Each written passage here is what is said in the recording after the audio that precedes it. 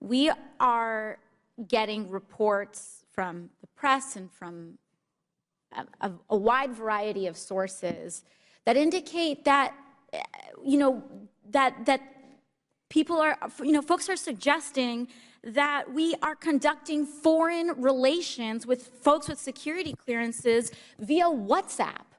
I mean, every day that we go on without getting to the bottom of this matter is a day that we are putting hundreds, if not potentially thousands of Americans at risk. I mean, really, what is next? Putting nuclear codes in Instagram DMs? This is ridiculous. We need to get to the bottom of this. And in order to do that, we have to issue subpoenas because people in this administration are not cooperating. And every day that there is an insecure line of communication that could be leaked, that could be hacked, that could be screenshotted without our proper channels is a day that we are putting our national security at risk.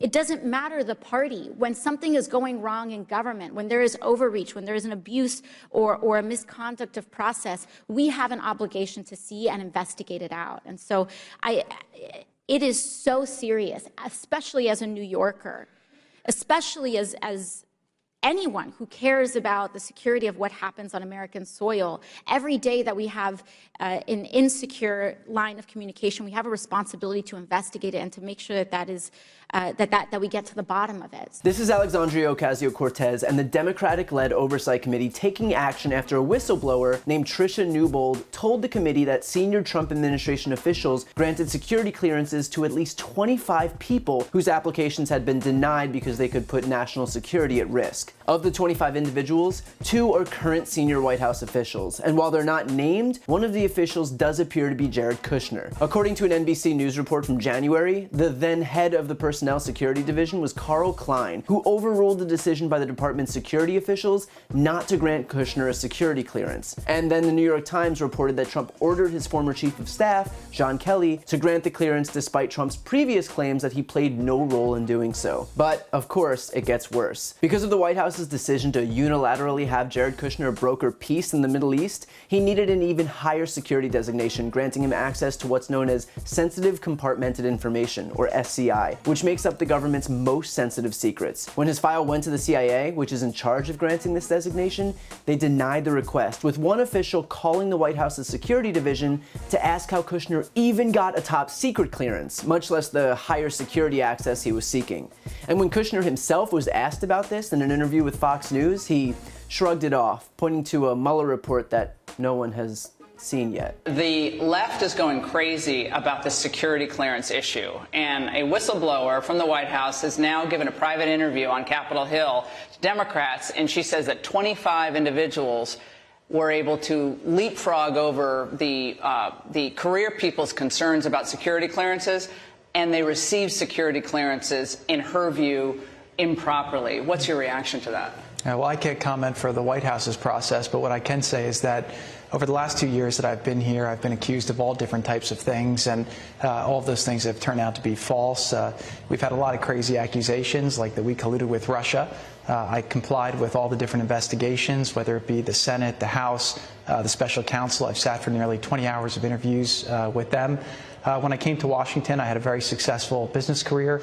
I had extensive holdings. I disclosed all my holdings to the Office of Government Ethics, and what I did with that is they told me what to divest, what to keep, what rules to follow. And despite Laura Ingraham's hard-hitting interview strategy of scoffing at career national security officials who raised serious concerns over granting Kushner a security clearance, the fact is that his FBI background check identified questions about his family's business, his foreign contacts, his foreign travel, and meetings he had during the campaign. One of the things I want to make clear to the committee is that when there were recommendations against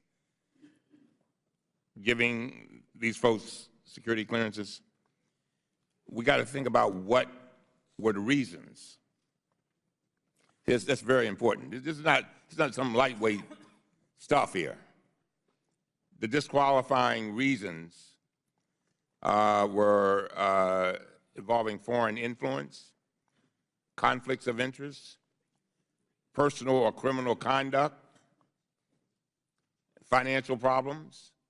In other words, these were folks who the career people, Ms. Cortez said, I mean, and by the way, these are people like Ms. Newbold who've been doing this year after year under Republican and Democratic administrations. So while Trump and Republicans line up to defend Jared Kushner because nepotism is fine as long as it's on the right, they're willfully disregarding the fact that there are reasons, good reasons, for denying a security clearance. If Kushner or any of the other more than 24 officials who were granted ill-gotten security clearances has something in his background that could make him vulnerable to blackmail or foreign entanglements or debts owed, then we clearly wouldn't want that person to have the nation's most closely guarded secrets. This shouldn't be a partisan issue. But, of course, like everything else that the GOP has deemed acceptable in their blind deference to this administration, it is. Which is why after 2 years of free reign at the hands of some spineless Republicans in Congress, they're really not looking forward to what this new Congress's oversight is about to uncover.